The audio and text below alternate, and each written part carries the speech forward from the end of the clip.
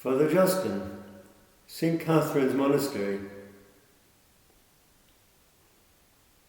The monastery here can trace a history going back to the latter 3rd and early 4th centuries. The first monks came here because this was an austere wilderness where they could pass their lives in prayer and fasting. But they came here above all because this is the place where God had revealed himself in such an extraordinary way to the prophet Moses, first at the bush that burned with fire without the bush being consumed, and then at the peak of Sinai where he received the tablets of the law. 600 years after Moses, the prophet Elijah also came here. God was not in the fire, God was not in the earthquake, God was not in the wind, but God was in the still, small voice. Sinai is thus the very emblem of the encounter between God and man. Sinai is also the symbol of peace. The Jabalia Bedouin here trace their descent to the soldiers who were sent here to build the monastery and then to continue to live here and to protect the monastery. The Jabalia Bedouin have families. They are Muslims. They speak Arabic. Their whole culture is Arabic and Muslim. The monks are celibate. They are Christians. They speak Greek. They have a Greek and Christian heritage.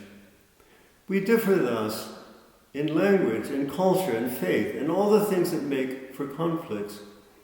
And yet, over the centuries, there has been mutual respect and mutual support between the Sinai Bedouin and the Sinai Monastery. When you see the news today, you see conflicts, and many of the conflicts go back for centuries. You think, when will we ever have peace? But at Sinai, we have peace. And so Sinai emerges thus as a beacon of hope for today's world. The monastery is famous today for the manuscripts, for the collection of icons, for the other treasures that we have here. And scholars come here from all over the world to study these treasures. The more important ones are on display in a museum opposite the church. People come here because of the scenic beauty of the place. They come here to study the manuscripts and the icons and other treasures.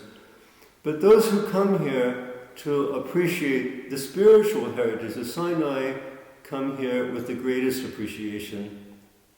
And we are convinced that everyone who comes here receives the blessing of this holy place, the place of the revelation of God in such an extraordinary way, and the place that has been sanctified through the prayers of monks who have lived here over the space of so many centuries.